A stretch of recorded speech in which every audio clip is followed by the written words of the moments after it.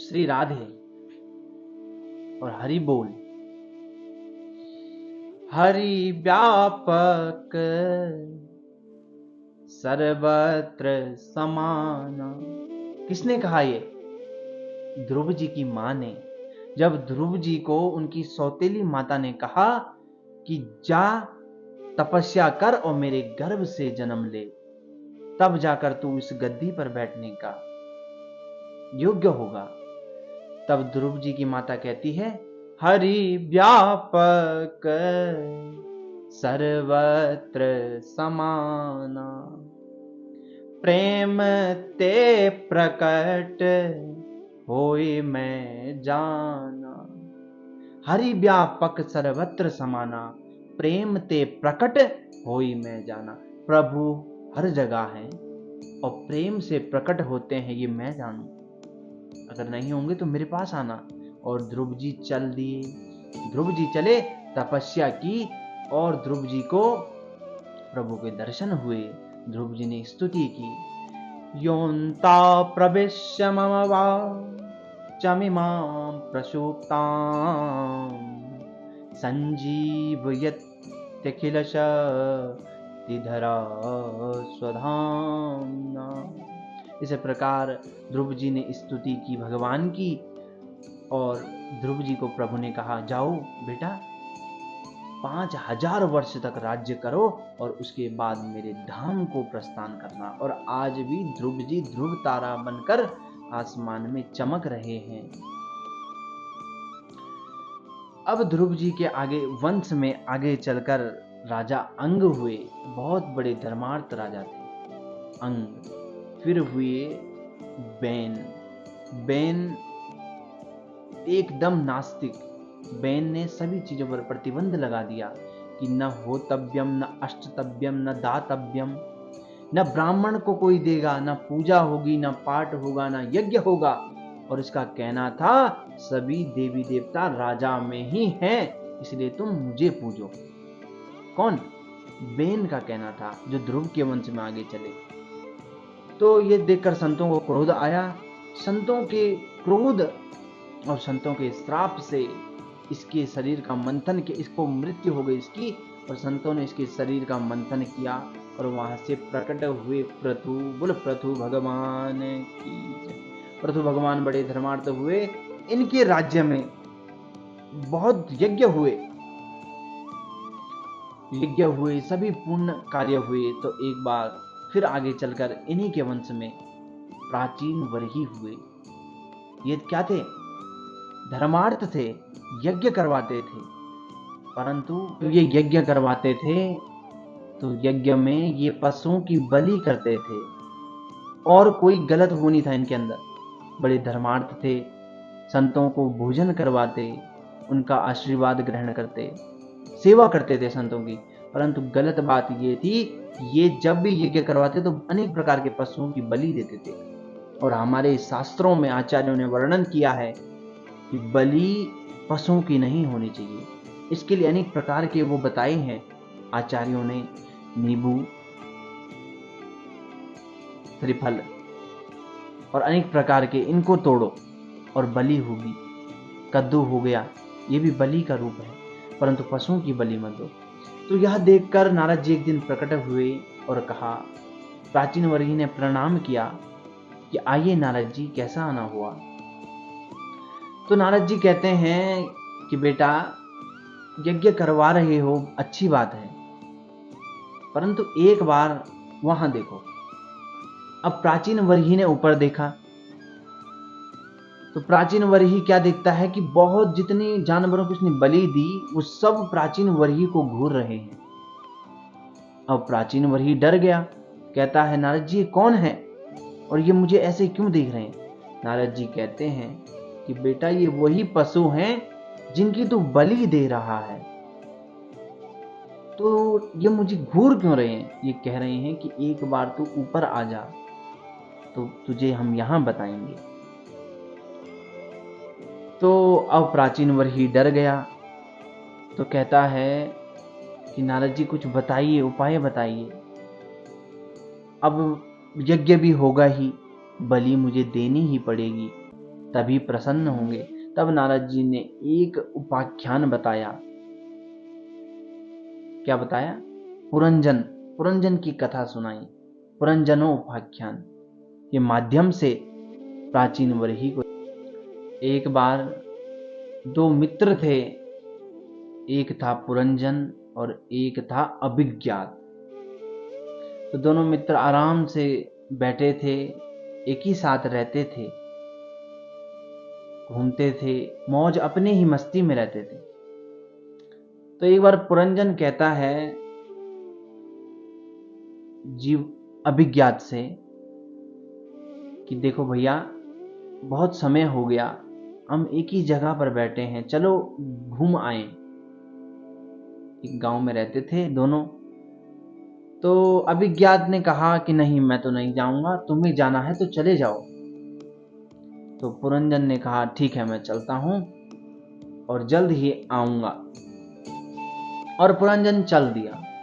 पुरंजन सब जगह घूमा, हर शहर में गया, एक शहर छोड़ा दूसरे में गया, घूमते घूमते उसे कहीं भी अच्छा नहीं लगा। अंत में जब वो लौटने की सोच रहा था, जब मैं घर चलता हूं, उसे एक अच्छा सा सुंदर सा भवन दिखा और वो उस भवन के अंदर प्रविष्ट हो गया। तो जब भवन के अंदर चला, तो जब उसने दरवाजा खोला तो देखता है कि एक खूबसूरत स्त्री, जिसके अगल बगल सैनिक चल रहे हैं, वो आ रही है। तो पुरंजन दौड़ता हुआ गया, पूछा आप कौन हैं? तो उसका नाम था पुरंजनी, और इसका नाम क्या है? पुरंजन। मेरा नाम पुरंजनी है और मैं इस राज्य की रानी हूं। तो पुरंजन पूछता है कि महारानी, आपका विवाह हो गया है? पुरंजनी कहती है नहीं। और इतना सुनते ही पुरंजन ने माला उठाई और उनके गले में डाल दी और दोनों का आपस में विवाह हो गया। अब इतना अधिक प्रेम हो गया, पुरंजन वहीं रहने लगा, अपने दोस्त को भूल गया। पुरंजन प्रेम में इतना डूब गया कि पुरंजनी गावे तो पुरंजन गावे, पुरंजनी रोए तो पुरंजन रोए, पुरंजनी खावे तो पुरंजन खाए, पुरंजनी नाचे तो पुरंजन भी नाचे। इतना अधिक प्रेम हो गया। आराम से दोनों रह रहे थे। तो एक उसी राज्य में एक जरा नाम की स्त्री रहती थी। जरा नाम की स्त्री रहती थी और वो उसका विवाह किसी से नहीं हुआ था। और वो देखती है, जो भी उसे पसंद आता था लोग उससे मना कर देते थे विवाह करने के लिए। एक दिन उसे पुरंजन दिख गया। तो उसे दिखा तो उसने सोचा कि ये भी मना कर देगा। तो जरा ने एक राजा के पास गई और कहा कि राजा, आपकी कोई बहन नहीं है, आप मुझे बहन बना दो। राजा ने कहा ठीक है, मांगो बहन, तुम्हें क्या मांगना है? तो बहन कहती है कि भैया, मेरे से कोई विवाह नहीं करता। तो राजा ने कहा कि देवी, तुम जाओ और जो तुम्हें पसंद आए तुम मेरे सैनिकों को बता देना, उन्हें पकड़ के लाएंगे। तो राजा ने 365 काले सैनिक और 300 गोरे सैनिक भेज दिए और इनके साथ जरा देवी चल दी। अब जरा देवी वहीं पहुंची, उसी भवन में जहां पुरंजन रहता था, और जाते ही देखा, पुरंजन को कहा कि मैं तुमसे विवाह करूंगी। और पुरंजन वो देखकर पुरंजन भाग गया। कहां? अंदर भाग गया जहां वो सोता था, और महल का दरवाजा बंद कर दिया और पुरंजन अंदर बैठ रहा है चुपचाप।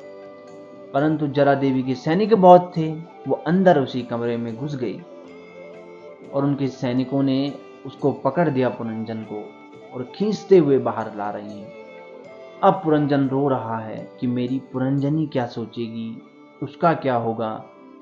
और ये सोचते सोचते पुरंजनी का ध्यान करते करते पुरंजन के प्राण त्याग दिए। पुरंजन ने मर गया पुरंजन।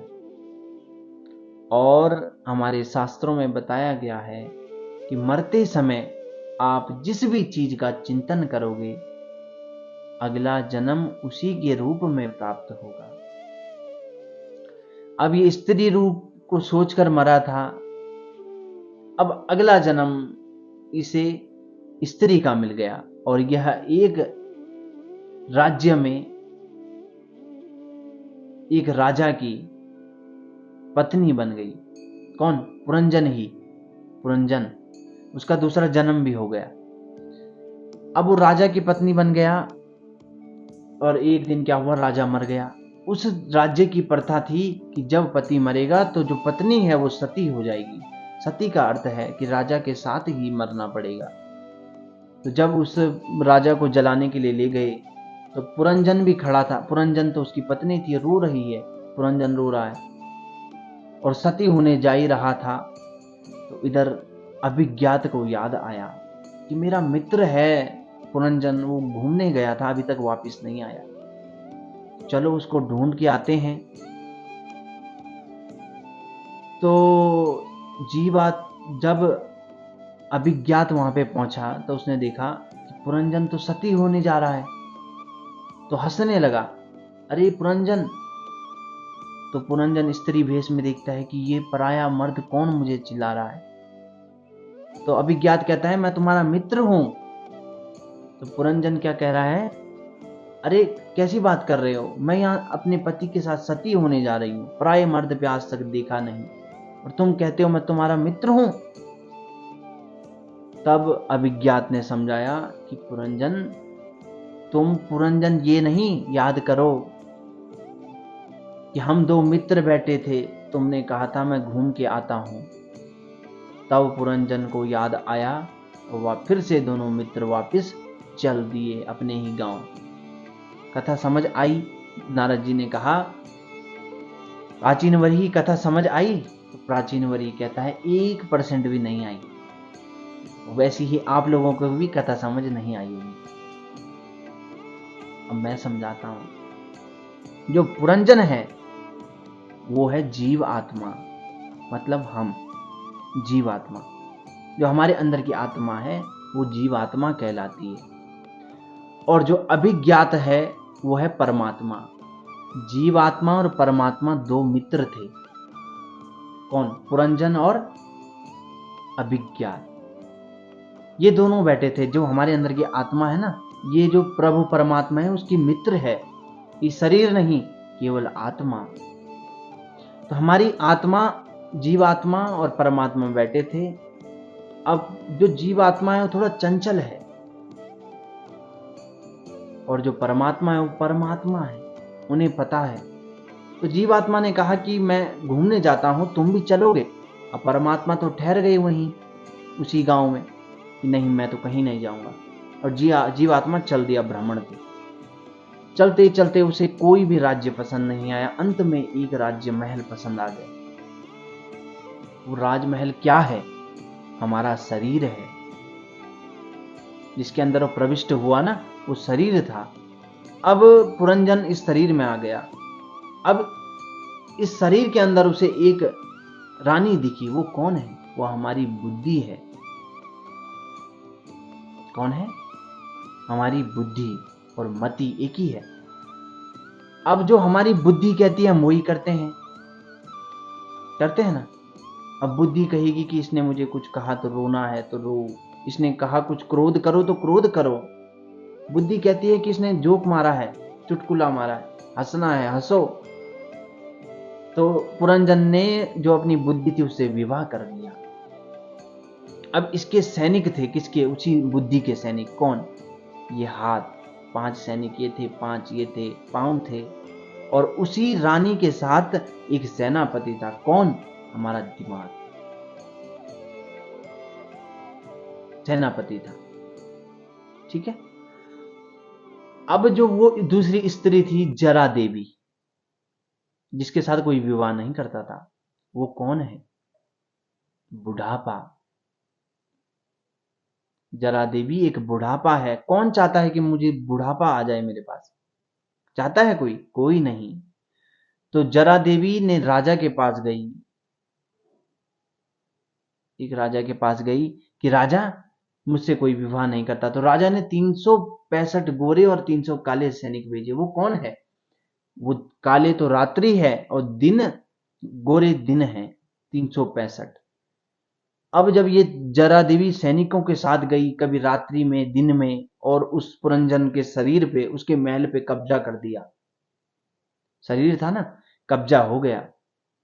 और इतना कब्जा करते ही जब बुढ़ापा आ गया तो पुरंजन मर गया। किसका? इसी शरीर का ध्यान करते हुए, मति का ना, इस शरीर का क्या होगा, कैसे लोग जलाएंगे, क्या करेंगे। और इसके फलस्वरूप उसे अगला जन्म स्त्री का मिला।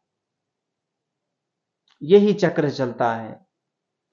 अब जब पुरुष में रूप में लिया है तो स्त्री बनेगा, और वहां वो सती होने जा रही थी, तो फिर उसने पुरुष बनना था। अब जो है पुरंजन भूल गया जीवात्मा को, वो परमात्मा को भूल गया, और वो इसी किसमें, इसी चक्र में चलने लगा। पहले तो लड़का था, अब लड़की बन गया, आगे कुछ और बन जाता। तब तक परमात्मा आ गए। अब परमात्मा स्वयं तो आए नहीं होंगे, जो अभिज्ञात है, स्वयं तो आए नहीं होंगे परमात्मा। तो परमात्मा साधु संतों के वेश में आते हैं और हमें मार्ग दिखाते हैं कि तुम्हारी जगह यहां नहीं है, तुम्हें इन योनियों से, इस चक्र से हटना है।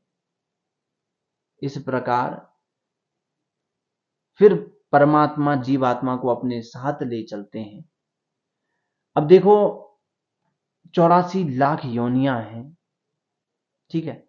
अब सब संत कुत्ते के पास तो नहीं जा सकता ना, कि भैया परमात्मा है, तुम्हारा ये कार्य नहीं है, नहीं। चींटी के पास नहीं जा सकता, गाय के पास नहीं, भैंस के पास नहीं, किसी के पास भी नहीं। केवल मनुष्य एक मिलता है ना, अंत में मिलता है ये रूप, और बड़े ही कठिन परिश्रम तप से मिलता है। जब 84 लाख चक्र पूरी साइकिल कंप्लीट हो जाती है, तब जाकर हमें मनुष्य शरीर मिलता है। तो संत इसी शरीर को समझा रहे हैं, इस आत्मा को, अब बस बहुत हुआ, तुम्हारी जगह यहां नहीं, इस भूमंडल पे नहीं। क्यों इस चक्र में घूम रहे? तुम्हारा मित्र मैं हूं, परमात्मा। परमात्मा के पास वापस चलो।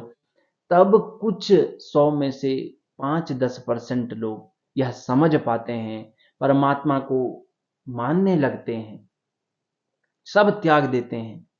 जैसे जड़ भरत जी थे ना, पहले क्या थे?